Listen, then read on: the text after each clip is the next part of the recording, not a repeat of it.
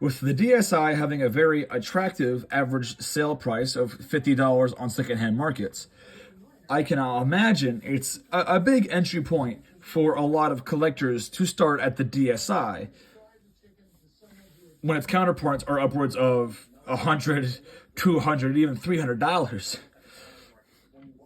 And the question is, with the DS Lite, a similar enough system that can play Game Boy Advance games, is it worth spending the $50 on this instead of the $50 on average that a DS Lite will go for? Well, that's what this video is about.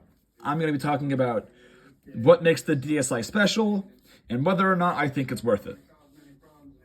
For clarification, I only bought this because I have yet to fill a few spots in my collection. And with this, I only have one empty spot left, and that's probably going to be my next video. Well, the next video I make regarding my collection. One of the biggest differences is that, one, it's smaller, it's thinner. The DS Lite's a little thicker. But instead of the power switch being on the right side, it's actually down here. You press this, bam, power on. The start and select buttons, same area. You'll notice there's actually a camera down in the middle here.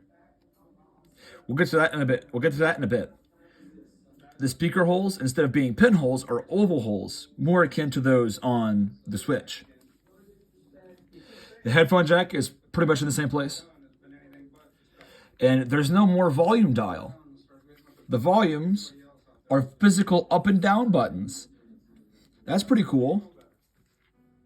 And instead of using proprietary charge cables, the DSi actually uses the same charge cable as the rest of the 3DS family. So one of the big things is that if you didn't want to carry a lot of cables around, the DSi uses the same charger as the 3DS.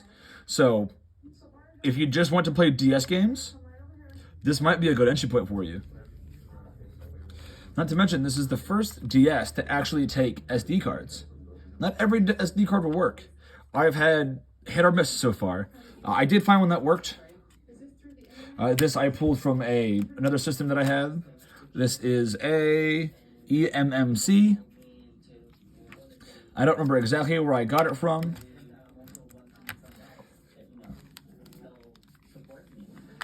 But on to the actual thing itself. The DSi actually allowed you to connect to the internet.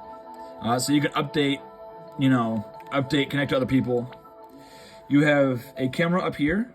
You also have camera here. That's not fake. That's actually where the camera is.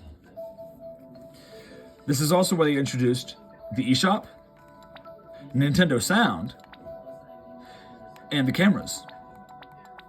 Download Play is still an option, and PictoChat, introduced by the DS Lite, is also still an option. This is also, like I said, where they first introduced Wi-Fi. Also, parental controls. Now, I'm not going to do that because I'm the one who owns the system. The screens are slightly better, and the speakers are slightly louder. Other than that, it is pretty much just a DS Lite V2, meaning better screens, better battery, improved cameras. Like I said, the only reason I bought it was because I wanted something to fill a space in my collection.